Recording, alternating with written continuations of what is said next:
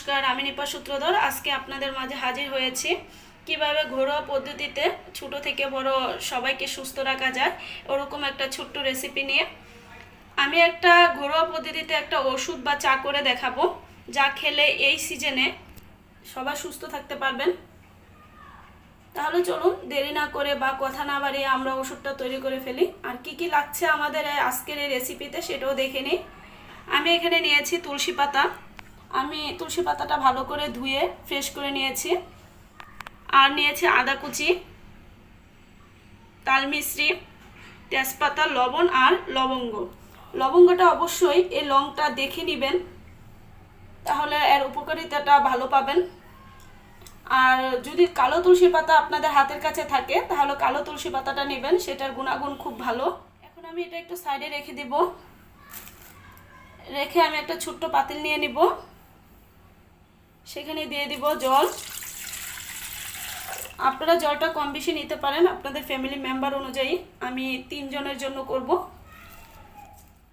দিয়ে দেব তুলসী পাতা। আমি তাল মিশ্রিটা এখন দিব না, আমি এখন চলে যাব চুলায়। চুলায় গিয়ে জাল করব, যখন হয়ে আসবে তখন দিব আমি তাল মিশ্রিটা। তাহলে চলুন আমরা চুলায় চলে যাই। আমি চলে আসলাম চুলায়। চুলায় আমি পাতিলটা বসিয়ে দিয়েছি। আর চুলার জালটা আমি মিডিয়াম ও লোয়ের মাঝামাঝি রেখে ভালো করে ফুটিয়ে নিব। পাচ্ছেন জলের কালারটা চেঞ্জ হয়ে এসছে। জলের কালারটা আরও চেঞ্জ হয়ে যাবে যখন ভালো করে সিদ্ধ হবে, সব উপকরণ একসাথে মিশে যাবে। তাহলে আমি 4 থেকে 5 মিনিট আরও ভালো করে সিদ্ধ করে নিব।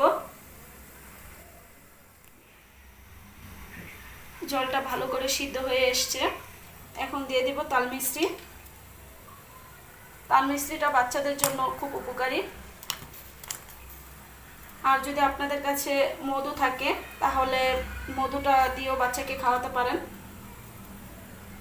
তবে মধুটা এভাবে সব কিছুর মধ্যে দিবেন না, ভালো করে ছেঁকে চামচের মধ্যে নিয়ে তারপর বাচ্চাকে খাওয়াবেন। আর মিষ্টিটা তো গলতে হবে, তাই ফুটন্ত অবস্থায় চুলার মধ্যে দিয়ে দিবেন।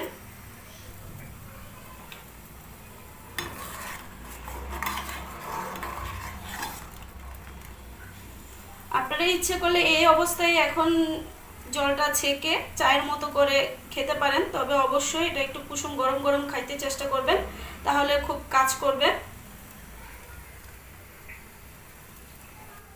আর এখন আমি এটার মধ্যে দিয়ে দিব চাপাতি। আমি এখানে হাফ চা চামচের মতো চাপাতি নিয়েছি। আপনারা এভাবে যদি চাটা করে খান বা বাচ্চাদের খাওয়ান বা বড়দের খাওয়ান, আশা করি এই হালকা হালকা শীতে আপনারা ঘরোয়া পদ্ধতিতেই সুস্থ থাকতে পারবেন। আর বিলিভ মি, আমি আমার ফ্যামিলিকে অলরেডি খাওয়ানো শুরু করে দিয়েছি। আমি উপকার পেয়েছি, তাই চেষ্টা করলাম আপনাদের কাছে শেয়ার করতে। আশা করি আপনারা খুব উপকৃত হবেন। আমি নামিয়ে আপনাদের দেখাচ্ছি। আমি এখানে একটা কাপ নিয়ে নিয়েছি। এখন একটা ছাঁকনি বসিয়ে ছেঁকে নেব।